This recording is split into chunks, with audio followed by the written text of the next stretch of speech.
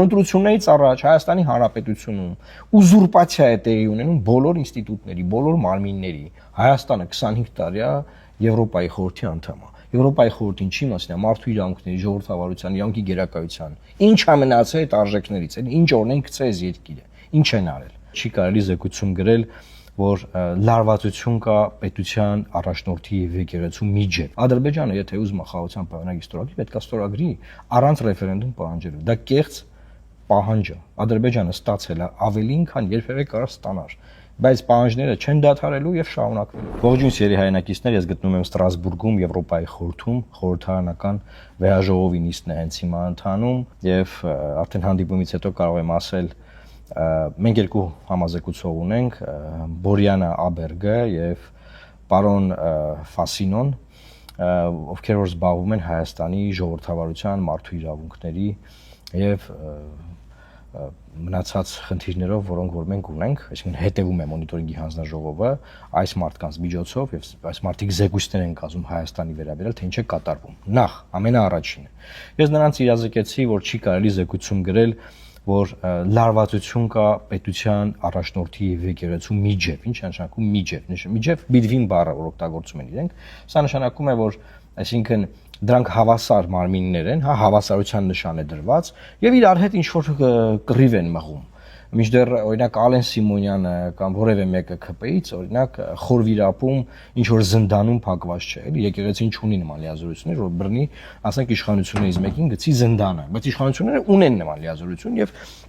հոգեվորականները, սրբազանները այսօր զնդանված են, KGB-ի բանտերում են կամ հիվանդանոցում կամ KGB-ի բանտում առողջական պայմաններով հիվանդանոցում եւ այսինքն հավասարության նշան դնելը բացատրեցի, որ դա շատ սխալ բան է։ Եվ բացատրեցի, որ տեղի ունենում հետեւյալը. երկրի իշխանությունը վարչապետի գլխավորությամբ հրճակել է եկեղեցականներին, հայ առաքելական սուրբ եկեղեցուն, իրան թշնամի, հետո հրճակել է պետության թշնամի եւ պետության ամբողջ ռեսուրսը ուղղել այդ մարդկանց եւ այդ ինստիտուտի դեմ։ Ինչ է սա նշանակում։ Սա նշանակում է, որ էլի եմ ասել սրա մասին ոդկասթում, որ բան է, էլի ցանկացած դիկտատոր իր ընդդիմախոսներին ասում է պետության թշնամիներն ու պետության ռեսուրսը ուղղում այս մարդկանց դեմ։ Նույն բանը բացատրում տեղի ունենում Հայաստանի Հանրապետությունում։ Ինչ են կանում Տիկին Ամբերգ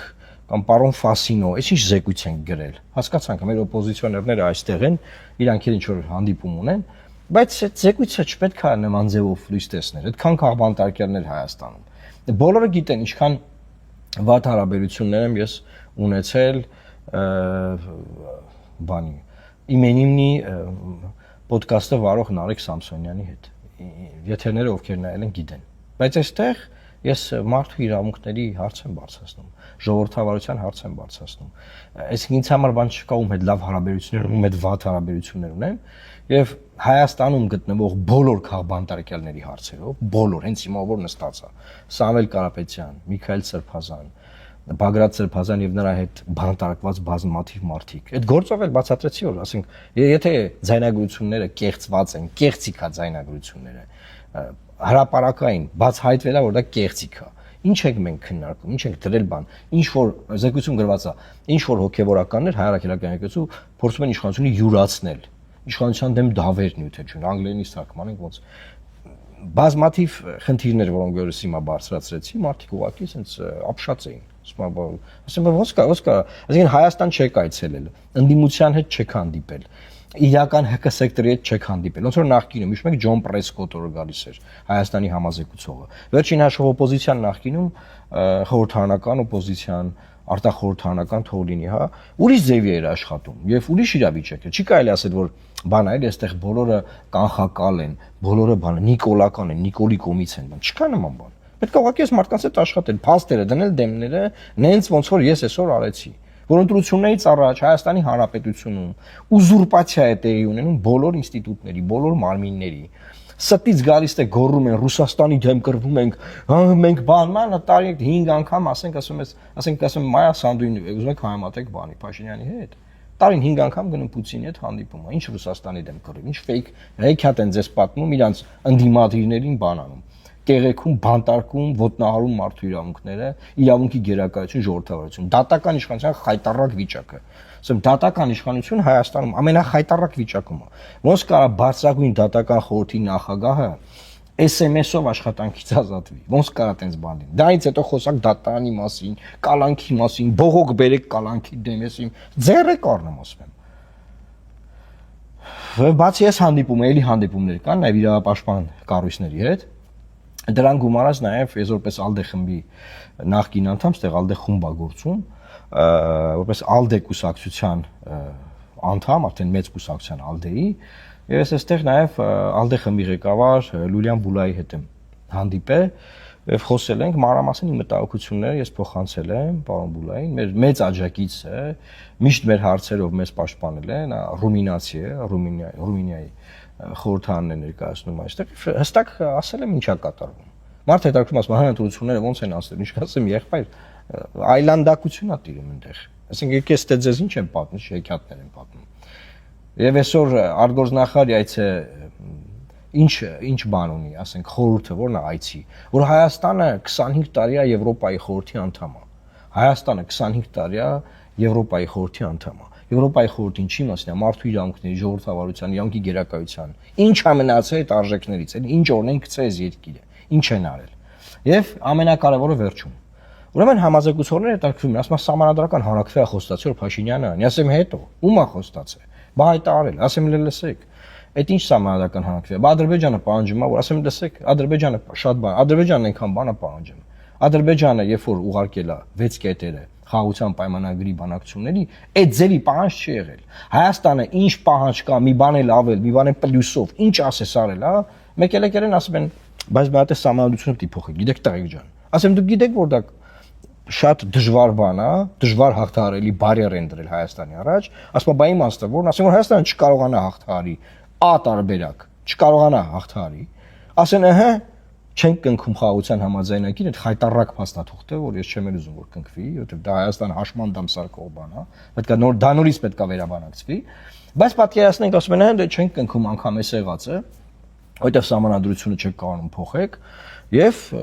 բաց ենք թողում այս անորոշությունը։ Բայց անորոշությունը մնում անորոշության դուր ու պահանջները շատանալու են մեկը։ Պատկերացնենք B տարբերակ։ Ժողովուրդը գնում է Ալիևի ասած ռեֆերենդումին մասնակցում է, Ալիևն է դե ասում է ռեֆերենդումը որ պետք է անենք, Ալիևի անվան ռեֆերենդումում ասում է այո, Ալիև, էս էլ ենք անում քո համար։ Ինչա տեղի ունենում։ Կարող ասեն ժողովուրդ ջան, այս ռեֆերենդումից հետո մենք այլևս Հայաստանը չենք ճանաչում, նենց ոնց որ կա, որովհետև դուք ձեր երկրի հիմնադիր փաստաթղթերը փոխել եք։ Դուք ձեր երկրի հիմնադիր փաստաթղթերը փոխել եք։ Բա դրա մասին մտածել եք, թե չեք մտածել։ Եվ ասում սահմանադրական դատարանը որոշում ունի, համազեկուցողներին եմ էլի բացատրում, որը թեման փակել է։ Ադրբեջանը եթե ուզում է խաղաղության պայմանագիր ստորագրի, պետք է ստորագրի առանց ռեֆերենդում պահանջելու։ Դա կեղծ պահանջ է։ Ադրբեջանը ստացել է ավելին, քան երբևէ կարող ստանար։ Բայց պահանջները չեն դադարելու եւ շարունակվելու։ Հենց որ այդ Ադրբեջանի հեքիաթների ասի մի հավատացեք։ Էդ էլ մանրամասը քննարկեցինք, սա էլ ուզում եմ տեղյակ լինեք, որովհետեւ մարդիկ հետաքրքրում են ոչ միայն ներքին հարցերով, այլև արտաքին հարցերով։ Եվ ամենակարևորը, պարոն Ֆասինովն ասում է, Հայաստանի տնտեսությունը ումից է կախված, Ռուսաստանից է կախված, դե ասում եմ, հա, շատ կախվածություն կա։ Բայց ասում եմ, ո՞նց է Եվրոմիություն գնալու, ո՞նց է Եվրոմիությունը, ո՞նց է լինելու, բան, այդ հարցն ենք քննարկում։ Ժողովուրդ ջան, ինչ ասեմ։ Համազեկուցողները խոստացան, որ ընտրությունից առաջ կայցել են Հայաստան։ Բնականաբար ապագա զեկույցներում ես հույս ունեմ, հիմա արդեն աշխատանք կտանեմ, որ այս ամեն ինչը ներառվի, որտեղ խորհրդանական ընդդիմությունը չգիտեմ ոնց է աշխատել, որ չի ներառվել, բայց Հայաստանում մարդու իրավունքների ժողովրդավարությանը պետք է հետևել, որ կարողանանք ունենալ իրապես արժանապատիվ ժողովրդավարական ինստիտուտներ, որոնք կպաշտպանեն մեզ ներքին եւ արտաքին հարձակումներից։ Եթե ներքին ժողովրդավարություն, ներքին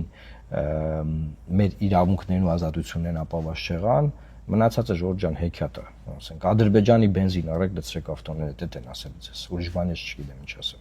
Այսքան տարի ես մարդու իրավունքների եւ ժողովրդավարության թեմաներով զբաղվել եմ, գիտեմ ինչ եմ ասում։ Այսինքն դու ուժեղ երկիր կսարքենք, բան իմացեք չի կարող նման բան լինել այդ խայտարակություններով, ինչ որ տեղի անենում երկրում։ Այս խայտարակությունները։ Եվ մարդիկ հստակ գիտեն, ասում են, հարձակվի եկեղեցու վրա, ասում դուք ասեք, ասում են դե ձենինքնությունն է էլի ներկայացնում եկեղեցին, այստեղ իմ գործընկերները բացում, ասում այո, մեր ինքնության բանն է, ոնց ասեմ, համախումբն է նաև էլի հայ առաքելական Սուրբ եկեղեցին։ Ասում ժողովուրդ, ասում ժողովուրդը տոտալ աջակցում է եկեղեցուն, ժողովուրդը տոտալ աջակցում է եկեղեցուն, բոլոր հարցումները դա ինչ տալիս։ Ամեն դեպքում ժողովուրդ ջան, պետքա այն անդամավճարը, որ Հայաստանը հարկատուների հաշվին վճարում այս կառույցին, այսինքն ոչ ոք չմտածի, որ սա ինչ-որ ուրիշի կառույցն է, սա մեր կառույցն է, այն Եվրոպական դատարանը մեր դատարանն է, այս ինստիտուտներն ապրում են մեր հարկերի հաշվին նաև, եւ պետք է այս ինստիտուտները զբաղվեն մեր երկրի խնդիրներով, ոչ թե կոծկեն, ծածկեն, Ռուսաստանի դեմ պայքարի շրջանակներում աշկվագեն բան, թույլ չենք տալու դա տեղի ունենա։ Լավ մնացեք, խնդրում եմ տարածեք այս տեսանյութը եւ Աստված պահապան Հայաստանի Հանրապետությանը։ Իմ հանդիպումները ես կշարունակեմ Ստրասբուրգում եւ կվերադառնամ։